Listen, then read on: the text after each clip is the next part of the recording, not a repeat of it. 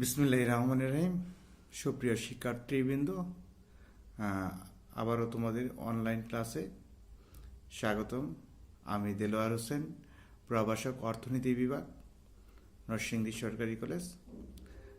তোমাদেরকে আজকে দ্বাদশ শ্রেণীর অষ্টম অধ্যায়, অর্থনীতি দ্বিতীয় পত্র অষ্টম অধ্যায় আন্তর্জাতিক বাণিজ্য বা ইন্টারন্যাশনাল ট্রেড নিয়ে আজকে আমরা আলোচনা করব।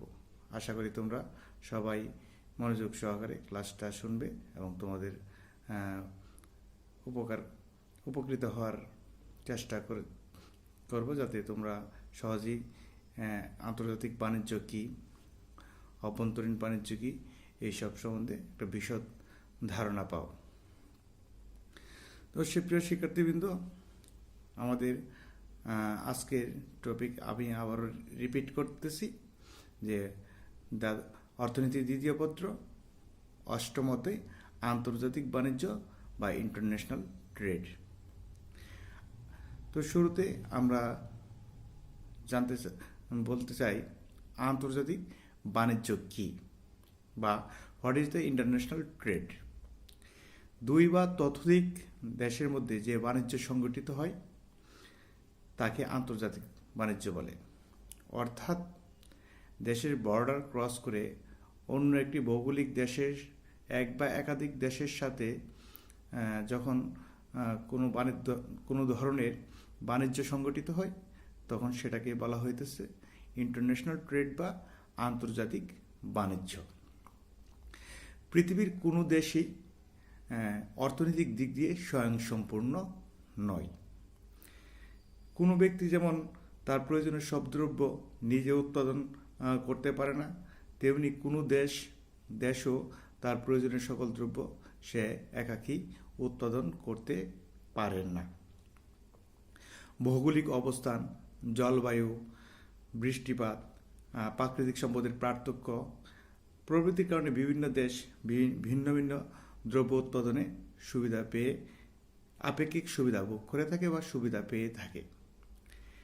যেমন আমরা যদি একটা উদাহরণ দেই, আপেক্ষিক সুবিধার কারণে বাংলাদেশ পাট ও কানাডা গম উৎপাদনে সুবিধা ভোগ করে থাকে। তো এই যে পাট ও গম বিনিময়ের মাধ্যমে দেশে যখন পাট ও কানাডা গম এবং বাংলাদেশের পাট যখন বিনিময়ের মাধ্যমে দুইটা দেশের মাধ্যমে বিনিময় সংগঠিত হয়, তখন সেটাকে বলা হইতেছে আন্তর্জাতিক বাণিজ্য, বা যখন বাণিজ্য সংগঠিত হয় তখন সেটাকে বলা হইতেছে আন্তর্জাতিক বাণিজ্য বা ইন্টারন্যাশনাল ট্রেড। এইভাবে আঞ্চলিক শ্রম বিভাগ ও বিশেষীকরণের মাধ্যমে দুই বা ততোধিক সার্বভৌম রাষ্ট্রের মধ্যে সংগঠিত বাণিজ্যকে বলা হইতেছে ইন্টারন্যাশনাল ট্রেড বা আন্তর্জাতিক বাণিজ্য। এখন আন্তর্জাতিক বাণিজ্যে আমরা সংজ্ঞাটা দেখলাম। এখন আমরা দেখব বাণিজ্যটাকে আমরা আবার দুইটা ভাগে ভাগ করি। একটা হচ্ছে আন্তর্জাতিক বাণিজ্য আর একটা হচ্ছে অভ্যন্তরীণ বাণিজ্য। তো আমরা আন্তর্জাতিক বাণিজ্যের সংজ্ঞাটা দেখলাম, আমরা এখন দেখব অভ্যন্তরীণ বাণিজ্য বা ডোমেস্টিক ট্রেড। একটি দেশের অভ্যন্তরে বিভিন্ন অঞ্চলের মধ্যে যে বাণিজ্য সংগঠিত হয় তাকে অভ্যন্তরীণ বাণিজ্য বলে। অর্থাৎ একটি স্বাধীন ও সার্বভৌম দেশের নিজস্ব ভৌগোলিক সীমার মধ্যে যে বাণিজ্য সংগঠিত হয় তাকে বলা হইতেছে অভ্যন্তরীণ বাণিজ্য। একটি দেশের সকল এলাকা সকল দ্রব্য উৎপাদনের উপযোগী নয়, কিন্তু সকল দ্রব্য ভোগের ক্ষেত্রে সকল এলাকার ভোক্তার সমান অধিকার রয়েছে। আমি আবারও কথাটা রিপিট করতেছি, একটি দেশের সকল অঞ্চল সকল দ্রব্য উৎপাদনের উপযোগী নয়, কিন্তু ওই দেশের জনগণের সকল দ্রব্য ভোগ করার সমান অধিকার রয়েছে। তাই সকল দ্রব্য ভোগের সুবিধা সৃষ্টিতে বাণিজ্যের আশ্রয় গ্রহণ করতে হয়। একটি দেশের অভ্যন্তরে একটি অঞ্চলের সাথে বিভিন্ন অঞ্চলের বাণিজ্য গড়ে উঠলে তাকে অভ্যন্তরীণ বাণিজ্য বলে। যেমন বাংলাদেশের অভ্যন্তরে ঢাকা, চট্টগ্রাম, রাজশাহী, খুলনা, বগুড়া, পাবনা, যশোর বা অন্যান্য শহর ও গ্রামাঞ্চলের মধ্যে যে বাণিজ্য সংগঠিত হয় সেটাকেই বলা হইতেছে অভ্যন্তরীণ বাণিজ্য বা ডোমেস্টিক ট্রেড।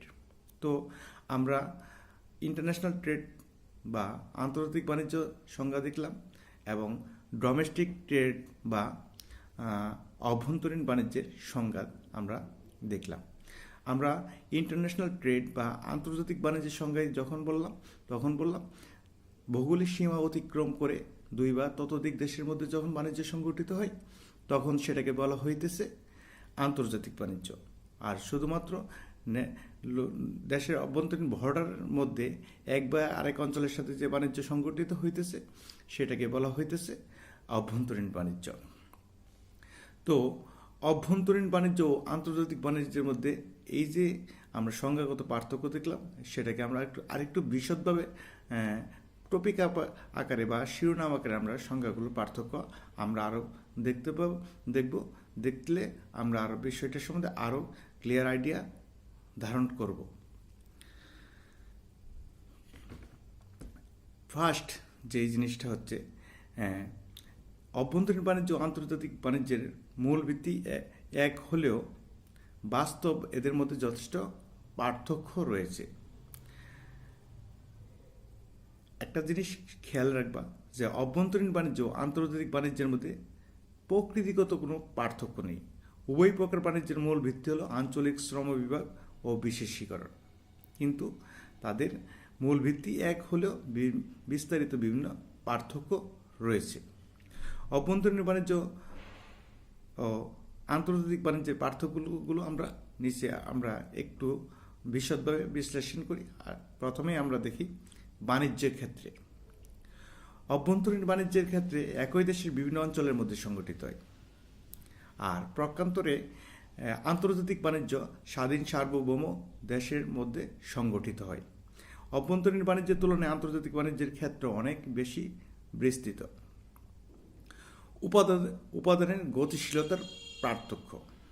অভ্যন্তরীণ বাণিজ্যের ক্ষেত্রে উপাদানসমূহ দেশের বিভিন্ন অঞ্চলের মধ্যে অবাধে চলাচল করতে পারে, কিন্তু আন্তর্জাতিক বাণিজ্যের ক্ষেত্রে উপাদানসমূহ বিভিন্ন দেশের মধ্যে অবাধে চলাচল করতে পারে না। বিভিন্ন দেশের মধ্যে ভৌগোলিক দূরত্ব, ভাষাগত পার্থক্য, সামাজিক রীতিনীতির পার্থক্য, যাতায়াত খরচ এবং সর্বোপরি সরকারি বিধিনিষেধের কারণে উপাদানসমূহ চলাচলের বাধাগ্রস্ত হয়। অর্থাৎ মূল ব্যাপার হচ্ছে অভ্যন্তরীণ বাণিজ্যে উৎপাদিত উপাদানগুলো চলাচল করতে তেমন কোনো বাধা নিষেধ নেই, কিন্তু আন্তর্জাতিক বাণিজ্যে চলাচলের ক্ষেত্রে অনেক বাধা নিষেধ রয়েছে। প্রাকৃতিক সম্পদের পার্থক্য। একটি দেশের অভ্যন্তরে প্রাকৃতিক সম্পদের মধ্যে তেমন বৈশিষ্ট্যগত পার্থক্য নেই, কিন্তু বিভিন্ন দেশের মধ্যে প্রাকৃতিক সম্পদের বৈশিষ্ট্যগত পার্থক্য বিদ্যমান। যেমন কোনো দেশ কৃষিতে, কোনো দেশ শিল্পে, কোনো দেশ খনিজ সম্পদে সমৃদ্ধ। প্রাকৃতিক সম্পদের পার্থক্যের কারণে বিভিন্ন দেশের মধ্যে উৎপাদন ক্ষেত্রে বিশেষীকরণ নীতি অধিকতর প্রযোজ্য। মুদ্রা ও ব্যাংক ব্যবস্থার পার্থক্য। যেহেতু ইন্টারন্যাশনাল ট্রেডটা দুই বা ততোধিক দেশের অন্য একটা দেশের সাথে সংগঠিত হয়, আর অভ্যন্তরীণ ট্রেডটা নিজের লোকাল বর্ডারের মধ্যে অনুষ্ঠিত হয়, তো সেক্ষেত্রে মুদ্রা এবং ব্যাংক ব্যবস্থার মধ্যে বিশাল পার্থক্য রয়েছে। কোনো দেশ কৃষিতে, কোনো দেশ শিল্পে, আবার কোনো দেশ খনিজ সম্পদে সমৃদ্ধ হইতেই পারে, কিন্তু এই যে মুদ্রা ব্যাংক ব্যবস্থার পার্থক্য দেখা যাচ্ছে কি একটি দেশের অভ্যন্তরে একই মুদ্রা ও ব্যাংক ব্যবস্থা প্রচলিত, তাই অভ্যন্তরীণ বাণিজ্যের ক্ষেত্রে মুদ্রা ও ব্যাংক ব্যবস্থার কোনো সমস্যা সৃষ্টি করে না, কিন্তু বিভিন্ন দেশের মুদ্রা ও ব্যাংক ব্যবস্থার মধ্যে পার্থক্য রয়েছে। আন্তর্জাতিক বাণিজ্যের ক্ষেত্রে এক দেশের মুদ্রা অন্য দেশের মুদ্রায় রূপান্তর করতে হয়, অর্থাৎ আমি যখন অন্য একটা দেশের সাথে বাণিজ্য করব তখন ওই দেশের মুদ্রা অনুযায়ী আমাকে বাণিজ্যটা সংগঠিত করতে হবে। তো সেই ক্ষেত্রে কী করতে হবে, আমার মুদ্রাটাকে ওই দেশের মুদ্রায় কনভার্ট করতে হবে এবং তার যে রিয়েল ভ্যালু আছে সে অনুযায়ী মূল্যটা নির্ধারিত হবে আর কি। সেটা একটা ইন্টারন্যাশনাল সিস্টেমের মাধ্যমে ওই মুদ্রার ভ্যালুটা নির্ধারিত হয়ে থাকে। তো এই যে আন্তর্জাতিক বাণিজ্যের ক্ষেত্রে বৈদেশিক মুদ্রার বিনিময়ের প্রয়োজন হয়, এই কারণে অভ্যন্তরীণ বাণিজ্যের তুলনায় আন্তর্জাতিক বাণিজ্যের প্রক্রিয়াটা অনেক বেশি জটিল। তারপর আছে বাণিজ্য নীতির পার্থক্য। বাণিজ্য নীতির পার্থক্য, একটি দেশের অভ্যন্তরে অভিন্ন বাণিজ্য নীতি অনুসরণ করা হয়। ফলে অভ্যন্তরীণ বাণিজ্যের ক্ষেত্রে দ্রব্য সামগ্রীর চলাচল ও ক্রয় বিক্রয়ে কোনো প্রকার সমস্যা দেখা দেয় না। কিন্তু বিভিন্ন দেশ বিভিন্ন বাণিজ্য নীতি অনুসরণ করে। বিভিন্ন দেশ ভিন্ন ভিন্ন বাণিজ্য নীতি অনুসরণ করায় আন্তর্জাতিক বাণিজ্যের ক্ষেত্রে নতুন নতুন সমস্যার সৃষ্টি হয়। বাজারের পার্থক্য, একটি দেশের অভ্যন্তরে বিভিন্ন অঞ্চলের মধ্যে মানুষের রুচি, পছন্দ, অভ্যাস প্রবৃত্তির মধ্যে মৌলিক তেমন কোনো পার্থক্য থাকে না। কিন্তু বিভিন্ন দেশের ক্রেতাদের রুচি, অভ্যাস, পছন্দ ও সামাজিক রীতিনীতির মধ্যে ভিন্নতা থাকায় বিভিন্ন দেশের বাজারের মধ্যে পার্থক্য বিরাজ করে। এই জন্য অভ্যন্তরীণ বাণিজ্য হতে আন্তর্জাতিক বাণিজ্যের বিষয়টি পৃথকভাবে আলোচনা করতে হয়। আর্থিক নীতির পার্থক্য, বিভিন্ন দেশের আর্থিক নীতি, ট্যাক্স পলিসি বা কর নীতি, কাস্টম পলিসি বা শুল্ক নীতি ইত্যাদির মধ্যে যথেষ্ট পার্থক্য রয়েছে। বিভিন্ন দেশের কেন্দ্রীয় ব্যাংক নিজ দেশের উপযোগী আর্থিক নীতি অনুসরণ করে। অভ্যন্তরীণ বাণিজ্যের ক্ষেত্রে একই আর্থিক নীতির আওতায় পরিচালিত হলেও আন্তর্জাতিক বাণিজ্যের ক্ষেত্রে ভিন্ন ভিন্ন আর্থিক নীতি আওতায় পরিচালিত হয় এবং ব্যাপারটা খুব জটিল পর্যায়ে ব্যাপারটা খুব জটিল, দিকগুলো জটিল ওই আর্থিক নীতির পলিসিগুলো। তারপর হচ্ছে উৎপাদন ব্যবস্থার পার্থক্য। বিভিন্ন দেশের উৎপাদন সংগঠন ও অর্থনৈতিক ব্যবস্থা একরকম নয়। উৎপাদনের কলা কৌশল, কারখানা আইন, শ্রমনীতি প্রভৃতি ক্ষেত্রে বিভিন্ন দেশের মধ্যে পার্থক্য দেখা দেয়। এর ফলে বিভিন্ন দেশের মধ্যে একই ধরনের দ্রব্যের উৎপাদন ব্যয়ের মধ্যে পার্থক্য সৃষ্টি হয়। এই জন্য অভ্যন্তরীণ বাণিজ্য থেকে আন্তর্জাতিক বাণিজ্য পৃথক হয়ে পড়ে। পরিবহন ব্যয়ের পার্থক্য, অভ্যন্তরীণ বাণিজ্যের ক্ষেত্রে পরিবহন ব্যয় অনেকটাই উপেক্ষা করা হয়, কারণ একই দেশের বিভিন্ন অঞ্চলের মধ্যে ভৌগোলিক দূরত্ব সাধারণত খুব একটা বেশি হয় না। কিন্তু আন্তর্জাতিক বাণিজ্যের ক্ষেত্রে পরিবহন ব্যয় যথেষ্ট প্রভাব বিস্তার করে। দুই দেশের মধ্যে দূরত্ব যত বেশি হয়, পরিবহন ব্যয়ও তত বেশি হয়, যা শেষ পর্যন্ত আন্তর্জাতিক বাণিজ্যকে প্রভাবিত করে। লেনদেনের ভারসাম্য বা ইকুইলিব্রিয়াম অফ ট্রানজ্যাকশন, লেনদেনের ভারসাম্য। অভ্যন্তরীণ বাণিজ্যের ক্ষেত্রে লেনদেনের ভারসাম্যের তেমন কোনো সমস্যা নেই, কিন্তু আন্তর্জাতিক বাণিজ্যের ক্ষেত্রে লেনদেনের ভারসাম্য বিষয়টি অত্যন্ত গুরুত্বপূর্ণ একটা জিনিস। আন্তর্জাতিক বাণিজ্যের ক্ষেত্রে লেনদেনের ভারসাম্য অনুকূলে রাখার জন্য মুদ্রার অবমূল্যায়ন, মুদ্রার সংকোচন, আমদানি নিয়ন্ত্রণ প্রভৃতি ব্যবস্থা গ্রহণ করতে হয়। পৃথক জাতীয় সরকার, অভ্যন্তরীণ ও আন্তর্জাতিক বাণিজ্যের অন্যতম দিক হল পৃথক জাতীয় সরকারের অস্তিত্ব। প্রত্যেক দেশেই পৃথক জাতীয় সরকার রয়েছে।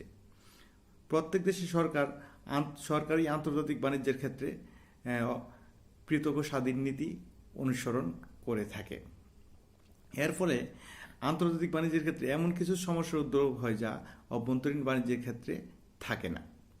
এই জন্য আন্তর্জাতিক বাণিজ্যের ক্ষেত্রে পৃথক তত্ত্বের প্রয়োজন হয়। এর জন্য বিশিষ্ট একজন অর্থনীতিবিদ আছে, অর্থনীতিবিদ ব্যানহাম, তিনি একটা সংজ্ঞা নিরূপণ করেছেন যে আন্তর্জাতিক বাণিজ্যের ক্ষেত্রে পৃথক তথ্য কেন?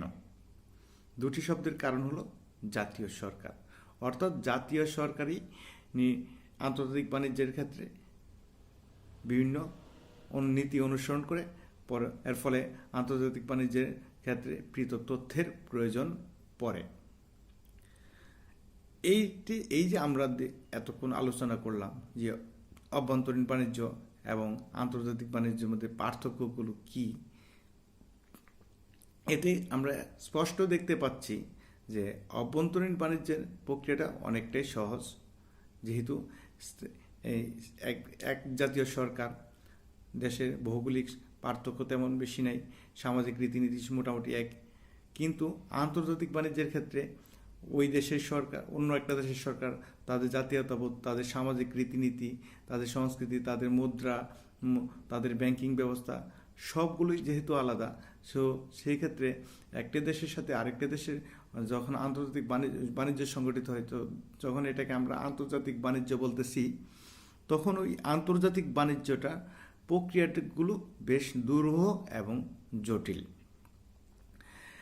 তো আর এই কারণেই পৃথক তথ্যের মাধ্যমে আন্তর্জাতিক বাণিজ্যের গতি প্রকৃতি বিশ্লেষণ করা হয়।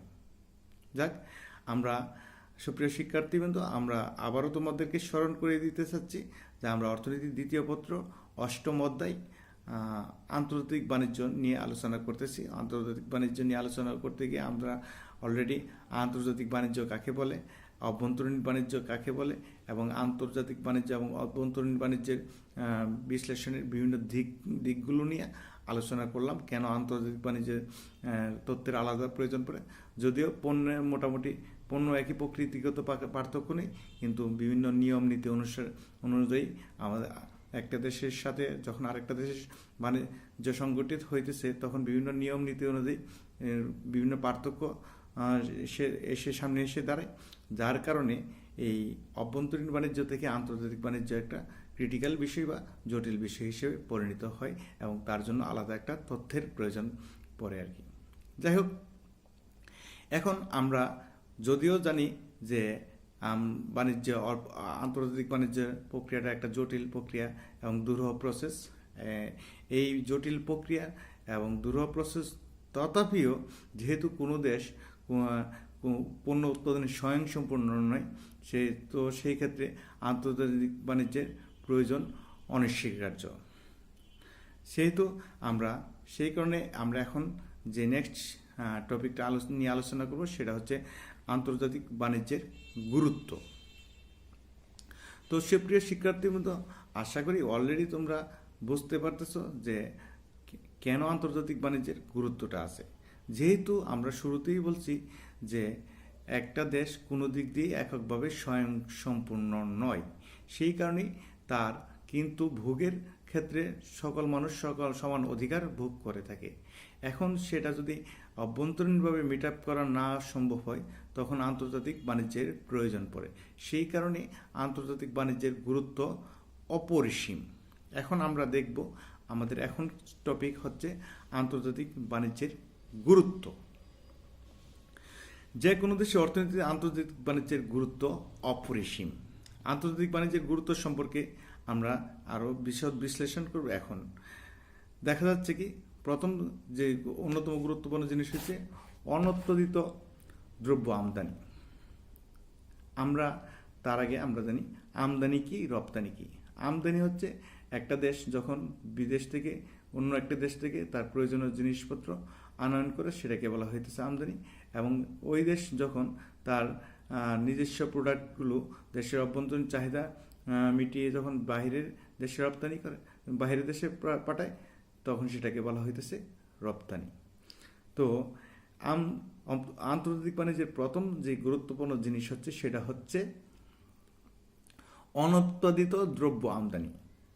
পৃথিবীর কোনো দেশ, আমরা শুরুতেই বলছি, সকল জিনিস উৎপাদনে স্বয়ংসম্পূর্ণ নয় বা সকল জিনিস উৎপাদন করতে পারে না। আন্তর্জাতিক বাণিজ্যের মাধ্যমে প্রত্যেক দেশ তার নিজস্ব প্রয়োজন অনুযায়ী যখন জিনিসপত্র নিজের দেশ থেকে পাইতেছে না, তখন সে বিদেশ থেকে আমদানি করে। অর্থাৎ অনুৎপাদিত দ্রব্য পণ্য সামগ্রী অন্য দেশ থেকে সে আমদানি করে ভোগ করার সুযোগ পায়। তারপর হচ্ছে সেকেন্ড যে জিনিসটা হচ্ছে উদ্বৃত্ত পণ্য রপ্তানি। কোনো দেশ যখন তার অভ্যন্তরীণ বাণিজ্যের তুলনায় বেশি দ্রব্য উৎপাদন করে, তখন সে দেশের আন্তর্জাতিক বাণিজ্যের মাধ্যমে উদ্বৃত্ত পণ্য বিদেশে রপ্তানি করে বৈদেশিক মুদ্রা অর্জন করতে পারে। তারপর হচ্ছে জরুরি অবস্থার মোকাবেলা। কোনো দেশে বন্যা, ঘূর্ণিঝড়, সামুদ্রিক জলোচ্ছ্বাস, ভূমিকম্প বা অন্যান্য প্রাকৃতিক দুর্যোগ দেখা দিলে জরুরি ভিত্তিতে এই অবস্থা মোকাবেলা করার প্রয়োজন হয়ে পড়ে। আন্তর্জাতিক বাণিজ্যের মাধ্যমে বিদেশ থেকে খাদ্য সামগ্রী, ঔষধপত্র বা অন্যান্য প্রয়োজনীয় পণ্য সামগ্রী আমদানি করে জরুরি অবস্থা মোকাবেলা করা সম্ভব। তারপর হচ্ছে অত্যাবশ্যকীয় ভোগ্যপণ্য আমদানি। স্বল্পোন্নত দেশসমূহে খাদ্যদ্রব্য, ওষুধপত্র, অন্যান্য নিত্য ব্যবহার্য পণ্য সামগ্রী, বিশেষ করে শিল্পজাত পণ্য সামগ্রীর একান্ত অভাব রয়েছে। আন্তর্জাতিক বাণিজ্যের মাধ্যমে বিদেশ থেকে এসব দ্রব্য আমদানি করে অত্যাবশ্যকীয় ভোগ্যপণ্যের চাহিদা পূরণ করে থাকে। যেমন আমরা উদাহরণ হিসেবে দেখতে পারি বাংলাদেশ। আমাদের বাংলাদেশ এখনও পর্যন্ত অনেক দিক দিয়ে, আমাদের অনেক কিছুতেই খাদ্যের দিক দিয়ে আমরা স্বয়ংসম্পূর্ণ নয়। তো আমরা যেহেতু স্বয়ংসম্পূর্ণ নয়, তখন দেখা যাচ্ছে কি আমরা যেই প্রোডাক্টে স্বয়ংসম্পূর্ণ নয়, যে খাদ্য সামগ্রীতে আমরা, তখন সেটা বিদেশের উপর ডিপেন্ড করে থাকি। এর ফলে আমরা বিদেশ থেকে ওই পণ্যগুলো আমদানি করে আমাদের ভোগ করি আমাদের প্রয়োজনটা ফিল আপ করে থাকি আর কি। তারপর হচ্ছে আরেকটা গুরুত্বপূর্ণ পার্থক্য হচ্ছে কারিগরি ও প্রযুক্তিগত জ্ঞান। বাংলাদেশের ন্যায় উন্নয়নশীল দেশে কারিগরি ও প্রকৌশলগত জ্ঞানের অভাব যথেষ্ট পরিমাণে রয়েছে। আন্তর্জাতিক বাণিজ্যের মাধ্যমে বিদেশ থেকে মূলধন, যন্ত্রপাতি ও প্রযুক্তি আমদানি করে দেশের শিল্পায়ন ত্বরান্বিত করা যায়। তারপর হচ্ছে মার্কেট এক্সপান্ড বা বাজার বিস্তৃতি। বাংলাদেশ সহ অধিকাংশ অনুন্নত দেশে জনগণের দারিদ্র্য, ক্রয় ক্ষমতার স্বল্পতার কারণে পণ্য সামগ্রী অভ্যন্তরীণ বাজার সীমিত। আন্তর্জাতিক বাণিজ্যের ফলে বিদেশের পণ্যের বাজার সৃষ্টি হয়। এর ফলে দেশীয় পণ্য সামগ্রী বাজারের পরিধিও বিস্তৃতি হয়। তারপর হচ্ছে মূলধনের গতিশীলতা। আন্তর্জাতিক বাণিজ্যের মধ্যে ফলে মূলধনের গতিশীলতা বৃদ্ধি পায়। বিভিন্ন দেশের মধ্যে মূলধনের আমদানি ও রপ্তানির মাধ্যমে মূলধন চলাচল বৃদ্ধি পায়। এর ফলে মূলধনের উৎপাদনশীলতা বৃদ্ধি পায় এবং অর্থনৈতিক উন্নয়ন ত্বরান্বিত হয়। উৎপাদন ব্যয় হ্রাস। আন্তর্জাতিক বাণিজ্যের মাধ্যমে আঞ্চলিক শ্রম বিভাগ ও ভৌগোলিক বিশেষীকরণের প্রবর্তন করা সম্ভব হয়। এর ফলে বিভিন্ন দেশের উৎপাদন পরিমাণ যেমন বৃদ্ধি পায়, তেমনি উৎপাদন ব্যয় ও পণ্য সামগ্রীর দাম কম হয়। অর্থাৎ কিছু কিছু অঞ্চল বা কিছু কিছু দেশ কিছু কিছু পণ্যের ক্ষেত্রে স্পেশাল সুবিধা এবং স্পেশাল শ্রমটা ওদের অ্যাভেলেবেল রয়েছে। এখন আরেকটা দেশ যার এই স্পেশালাইজেশন নেই, সে যদি ওই পণ্য উৎপাদন করতে চায়, তাহলে দেখা যাবে ওই পণ্য উৎপাদন করতে পারবে, কিন্তু তার যত খরচ পড়বে তার চেয়ে সে যদি ওই পণ্য অন্য উৎপাদনে সুবিধা ভোগ করতেছে। এতে করে দেখা যাচ্ছে কি যে আমরা যদি এই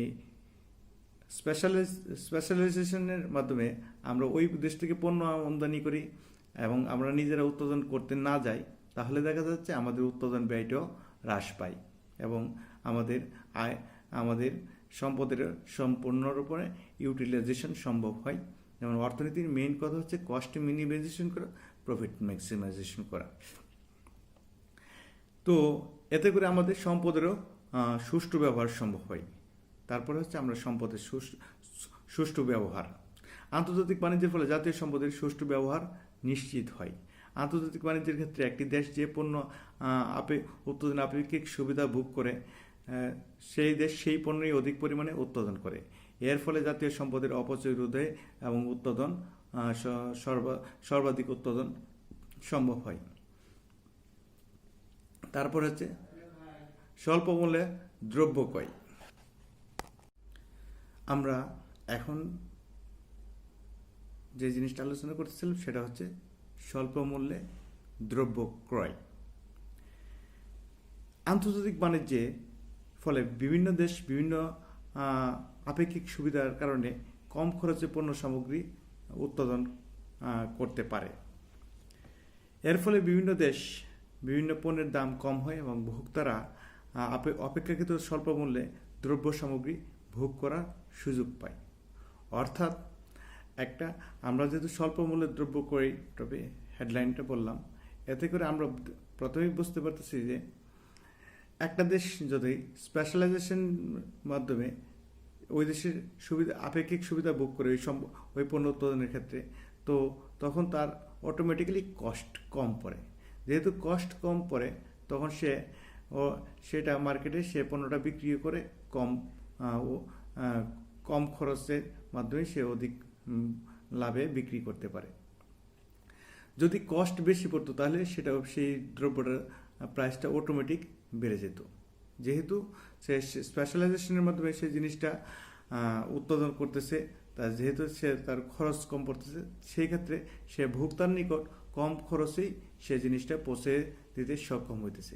এতে করে দেখা যাচ্ছে যে কোনো ভোক্তা ওই স্বল্প মূল্যের দ্রব্যটা ক্রয় করতে পারে এবং ক্রয় করে সে ভোগ করতে পারে। তারপর হচ্ছে দক্ষতা বৃদ্ধি। দক্ষতা বৃদ্ধি আন্তর্জাতিক বাণিজ্যের ফলে বিভিন্ন দেশের উৎপাদন ক্ষমতা বৃদ্ধি পায়। আন্তর্জাতিক বাণিজ্যের দরুন বিভিন্ন দেশের মধ্যে প্রতিযোগিতা বিরাজ করে। বিশেষ করে বর্তমানে মুক্তবাজার অর্থনীতি ও বাণিজ্যের উদারীকরণের যুগে প্রতিযোগিতায় টিকে থাকার জন্য প্রত্যেকটা দেশ তাদের পণ্যের গুণগত মান বৃদ্ধি করার চেষ্টা করে। এর ফলে ভোক্তারা অপেক্ষিত কম দামে উন্নত মানের পণ্য সামগ্রী ভোগ করতে পারে। অর্থাৎ যেহেতু এখন মুক্তবাজার অর্থনীতির দেশ এবং কম্পিটিটিভ ওয়ার্ল্ড, প্রত্যেকটা দেশ তার পণ্যের যদি গুণগত মান ঠিক না রাখে, তাহলে সেই পণ্যটা মার্কেট থেকে হারিয়ে যাবে। তো মার্কেট থেকে যদি হারিয়ে যায়, তখন সবাই লুজার হবে। সেই কারণে সে ইন্টারন্যাশনাল মার্কেটটাকে ধরে রাখার জন্য তার পণ্যের কোয়ালিটিটাকে বৃদ্ধি করে। অর্থাৎ তার পণ্যের যদি কোয়ালিটি ভালো থাকে এবং কাস্টমার স্যাটিসফাইড হয়, তো সেই ক্ষেত্রে তার পণ্যটাই মার্কেটে টিকে থাকে আর কি। তো সেই ক্ষেত্রে দেখা যাচ্ছে কি যে দক্ষতা এতে করে যেহেতু কম্পিটিশন বিরাজ করার বিদায় এখানে একটার মধ্যে একটা দক্ষতা নিরূপিত হয় বা দক্ষতা নিশ্চিত হয়। কারণ দক্ষতা যদি নিশ্চিত না করতে পারে, তাহলে তার পণ্যের কোয়ালিটিটা কন্ট্রোল করা সম্ভব না, এবং পণ্যের কোয়ালিটি কন্ট্রোল যদি না করতে পারে, তখন দেখা যাচ্ছে কি সে মার্কেট থেকে হারিয়ে যাবে আর কি। এবং এর ফলে কনজিউমার বা ভোক্তা স্বল্প খরচে বা কম খরচে সে সবচেয়ে বেস্ট প্রোডাক্টটা কনজিউম করতে পারে, এবং এতে করে প্রতিটা কোম্পানির দক্ষতা, এই কম্পিটিশনের কারণে প্রতিটা কোম্পানির একটা দক্ষতা বৃদ্ধি পায়। তারপর হচ্ছে আন্তর্জাতিক সহযোগিতা বৃদ্ধি। আন্তর্জাতিক বাণিজ্য বিভিন্ন দেশের মধ্যে একটা বন্ধুত্ব সহযোগিতা বৃদ্ধি করে। পণ্য সামগ্রী বিনিময়ের সাথে সাথে বিভিন্ন দেশের মধ্যে সাংস্কৃতিক যোগাযোগ প্রতিষ্ঠিত হয়। এর ফলে বিভিন্ন দেশের মধ্যে সহযোগিতা বৃদ্ধি পায় এবং বন্ধুত্বপূর্ণ সম্পর্ক প্রতিষ্ঠিত হয়, যেটা এই পৃথিবীতে বর্তমান যুগে সবচেয়ে জরুরি বিষয়। যেহেতু একটা দেশের সাথে আরেকটা দেশের পণ্যের মাধ্যমে সুসম্পর্ক আদান প্রদান হইতেছে, তখন দুইটা দেশের মধ্যে পারস্পরিক যদি মতবিরোধ থাকে, সেটাও তারা দমিয়ে ফেলার চেষ্টা করে। যেহেতু এখন ওয়ার্ল্ড এখন ইকোনমিক ওয়ার্ল্ড, বর্তমান বিশ্ব যুদ্ধের চেয়ে অর্থনৈতিক উন্নয়ন এবং অর্থনৈতিক দক্ষতা বৃদ্ধির দিকেই মনোযোগী। এতে করে যখন পারস্পরিক পণ্য বিনিময় হইতেছে, তখন দুইটা দেশের মধ্যে যে সামাজিক এবং সাংস্কৃতিক যোগাযোগ অনুষ্ঠিত হইতেছে, এবং দুইটা দেশের জনগণের মধ্যে একটা একে অপরের প্রতি একটা আস্থা সৃষ্টি হচ্ছে। এতে করে একটা আন্তর্জাতিক বৃহৎ পরিমণ্ডলের মাধ্যমে মানুষ একটা শান্তি স্থাপন করার চেষ্টা করে, এবং যেটা এই যুগের জন্য খুবই গুরুত্বপূর্ণ একটা বিষয়। তো সুপ্রিয় শিক্ষার্থীবৃন্দ, আমরা এতক্ষণ অনেকগুলো জিনিস বা টপিক দেখলাম যে আন্তর্জাতিক বাণিজ্যের গুরুত্ব, কেন আমরা আন্তর্জাতিক বাণিজ্যের এত গুরুত্ব, কী কারণে এত গুরুত্ব, কিভাবে মানুষ সুবিধা পায় আন্তর্জাতিক বাণিজ্যের, এই দিকগুলো নিয়ে আমরা বিস্তারিত এতক্ষণ আলোচনা করলাম। আশা করি তোমরা সবাই উপকৃত হবে। তো এই যে আমরা আন্তর্জাতিক বাণিজ্য দেখলাম, এখন আমরা আরেকটা টপিক শুরু করব, সেটা হচ্ছে বাংলাদেশের বৈদেশিক বাণিজ্যের বৈশিষ্ট্যসমূহ। অর্থাৎ বাংলাদেশ একটা স্বাধীন সার্বভৌম দেশ।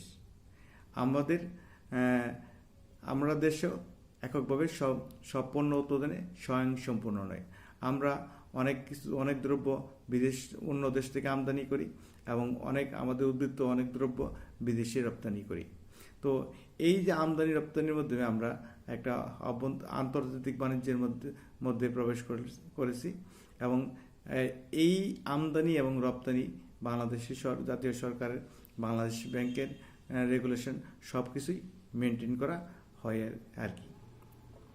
সেই ক্ষেত্রে এই জন্য আমরা এখন যে টপিকটা দেখব সেটা হচ্ছে বাংলাদেশের বৈদেশিক বাণিজ্যের বৈশিষ্ট্যসমূহ কী, মানে characteristic of Bangladesh, foreign trade of Bangladesh.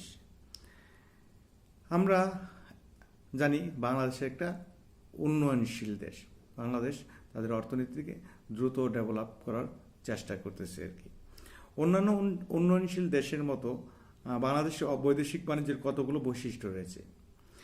এইসব বৈশিষ্ট্যগুলো আমরা বিশদভাবে আলোচনা করলেই তোমরা বুঝতে পারবে যে আমাদের বাংলাদেশের বাণিজ্যের বৈশিষ্ট্য সমূহ মূলত কী কী। আমরা কী পণ্য আমদানি করি, কী পণ্য রপ্তানি করি, আমরা কোন বিষয়ে সুবিধা ভোগ করি, কোন বিষয়ে আমাদের বিশাল অসুবিধা রয়েছে, সেই জিনিসগুলো আমরা বাংলাদেশিরা বৈদেশিক বাণিজ্যের বিষয়গুলোর বৈশিষ্ট্য সম্বন্ধে আলোচনা করলে তোমরা স্পষ্ট ক্লিয়ার হয়ে যাবে আর কি।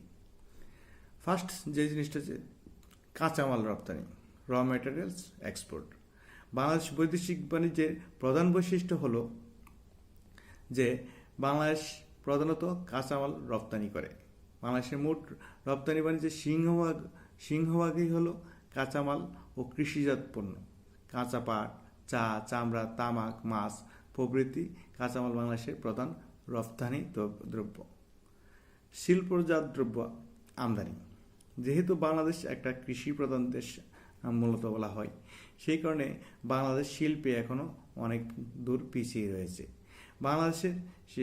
বাংলাদেশ সরকার বাংলাদেশকে দ্রুত উন্নয়ন করার জন্য বাংলাদেশকে শিল্পায়নের দিকে ধাবিত করার চেষ্টা করতেছে।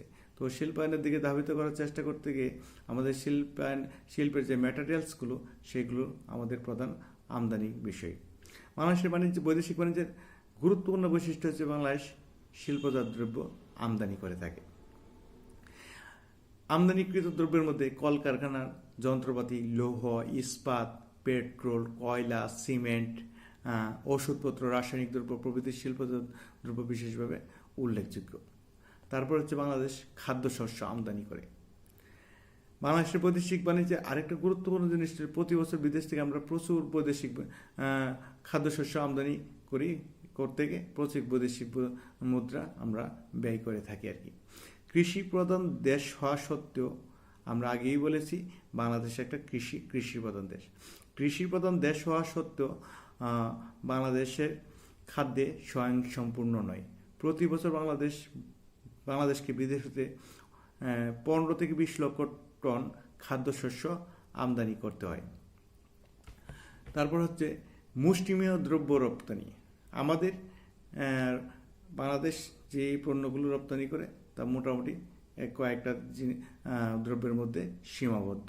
বাংলাদেশ রপ্তানির বৃহদাংশে আসে তৈরি পোশাক, পাটজাত দ্রব্য, চা, চামড়া, হিমায়িত খাদ্য প্রভৃতি মুষ্টিমেয় দ্রব্য থেকে।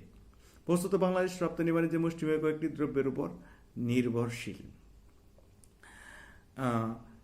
মুষ্টিমেয় দেশের সাথে বাণিজ্য, আমাদের যেহেতু মুষ্টিমেয় পণ্য রপ্তানি করে থাকি, আমাদের বাণিজ্যের বাজারটাও মুষ্টিমেয় কিছু দেশের উপর নির্ভরশীল। বাংলাদেশের বৈদেশিক বাণিজ্যের বেশিরভাগই সংগঠিত হয় যুক্তরাজ্য, Bharat, Russia, Japan, Canada, Germany প্রভৃতি কয়েকটি দেশের মধ্যেই সীমাবদ্ধ। তারপর হচ্ছে ডলার ও স্টার্লিং এলাকার সাথে বাণিজ্য। ডলার ও স্টার্লিং এলাকা দেশসমূহ নিকট হতে বাংলাদেশ রপ্তানি অপেক্ষা অধিক আমদানি করে। অপরপক্ষে ডলার ও স্টার্লিং বহির্ভূত এলাকায় বাংলাদেশ আমদানি অপেক্ষা অধিক রপ্তানি করে। রপ্তানির তুলনায় আমদানির সংখ্যা অধিক। বাংলাদেশের বাণিজ্যের আরেকটা গুরুত্বপূর্ণ বৈশিষ্ট্য হচ্ছে বাংলাদেশ যতটুকু পণ্য রপ্তানি করে তার চেয়ে হিউজ পরিমাণ বেশি পণ্য আমদানি করে থাকে। এতে করে আমাদের দেখা যাচ্ছে আমাদের যে পরিমাণ রপ্তানি আয় হয় আমাদের আমদানি ব্যয়টা তার চেয়ে অনেক পরিমাণ বেশি থাকে আর কি। এই যে অসংখ্য ভোগ্যপণ্য, শিল্পের যন্ত্রাংশ, কাঁচামাল, বিভিন্ন শিল্পজাত দ্রব্য এগুলো আমরা আমদানি করতে আমাদের প্রচুর বৈদেশিক মুদ্রা ব্যয় হয়ে থাকে। তারপরে হচ্ছে প্রতিবেশী দেশসমূহের সাথে ঘনিষ্ঠ বাণিজ্য সম্পর্ক। বাংলাদেশের বৈদেশিক বাণিজ্যের আরেকটি গুরুত্বপূর্ণ বৈশিষ্ট্য হলো প্রতিবেশী দেশ রাষ্ট্রসমূহের সাথে ঘনিষ্ঠ বাণিজ্য সম্পর্ক। স্বাধীনতা লাভের পর থেকেই ভারত, নেপাল, মায়ানমার, শ্রীলঙ্কা প্রভৃতি প্রতিবেশী রাষ্ট্রসমূহের সাথে বাংলাদেশের ঘনিষ্ঠ বাণিজ্য সম্পর্ক গড়ে উঠেছে। তারপরে বাংলাদেশের আরেকটা গুরুত্বপূর্ণ বৈশিষ্ট্য হচ্ছে সার্কভুক্ত দেশগুলোর সাথে ঘনিষ্ঠ বাণিজ্য সম্পর্ক। আমরা জানি সার্কভুক্ত যে 9টি দেশ আছে এই সব দেশের সাথে বাংলাদেশের আসলে বিশাল ঘনিষ্ঠ বাণিজ্য সম্পর্ক রয়েছে। বিলাসদ্রব্যের আমদানি হ্রাস। বাংলাদেশ বৈদেশিক বাণিজ্যের অন্যতম বৈশিষ্ট্য হল বিলাসদ্রব্যের আমদানি হ্রাস। স্বাধীনতা লাভের পর থেকে বাংলাদেশ সরকার বিলাসদ্রব্যের আমদানি যথাসম্ভব হ্রাস করেছে। আমদানির তালিকায় অত্যাবশ্যকীয় দ্রব্য সামগ্রী, শিল্পে ব্যবহার্য কাঁচামাল, কলকারখানা যন্ত্রপাতি ও খুচরা যন্ত্রাংশ প্রভৃতির উপরে অগ্রাধিকার দেওয়া হয়েছে। জনশক্তি রপ্তানি। বাংলাদেশের বৈদেশিক বাণিজ্যের আরেকটা গুরুত্বপূর্ণ বৈশিষ্ট্য হচ্ছে জনশক্তি রপ্তানি। এই যে স্বাধীনতা উত্তরকালে বাংলাদেশের বিশেষ করে বিদেশে, বিশেষ করে মধ্যপ্রাচ্যের বিভিন্ন দেশে দক্ষ, আধাদক্ষ, অদক্ষ জনশক্তি রপ্তানি করে। বাংলাদেশের প্রতি বছর জনশক্তি রপ্তানি করে প্রচুর বৈদেশিক মুদ্রা অর্জন করে থাকে। তারপরে হচ্ছে আমাদের আরও কিছু বৈশিষ্ট্য আছে বাণিজ্যের। ওয়াইজ আর্নার স্কিম, জলপথে বাণিজ্য। তারপরে হচ্ছে আমাদের দেশসমূহ অন্যান্য দেশের সাথে সুসম্পর্ক রেখে বাণিজ্য লেনদেনের প্রতিকূল ভারসাম্য। আমরা দেখা যাচ্ছে কি বাংলাদেশ বৈদেশিক বাণিজ্যের আরেকটা গুরুত্বপূর্ণ বৈশিষ্ট্য হলো যে লেনদেনের ভারসাম্য প্রায় সবসময় প্রতিকূল থাকে। যেহেতু আমাদের আমদানির তুলনায় রপ্তানি কম হয়, সেই ক্ষেত্রে আমাদের প্রতি বছরই আমাদের যে বৈদেশিক লেনদেন, কারেন্সি আদান প্রদান হয়, সেই ক্ষেত্রে দেখা যাচ্ছে কি আমাদের দেশটা প্রতি বছরই আমাদের বাণিজ্যিক লেনদেনের ভারসাম্যে প্রতিকূল অবস্থা বিরাজ করে থাকে। তো যাই হোক, সুপ্রিয় শিক্ষার্থীবৃন্দ, আশা করি আমরা পরবর্তী ক্লাসে আমরা আরও বিস্তারিত আলোচনা করতে পারবো আন্তর্জাতিক বাণিজ্য সম্বন্ধে। সেই পর্যন্ত তোমরা ভালো থেকো। আমাদের জন্য দোয়া করো, দেশবাসীর জন্য দোয়া করো, যাতে আমরা ক্লাসে আবার আমরা ফেস করতে পারি। সেই পর্যন্ত ভালো থেকে শুভকামনা রইল সবার জন্য।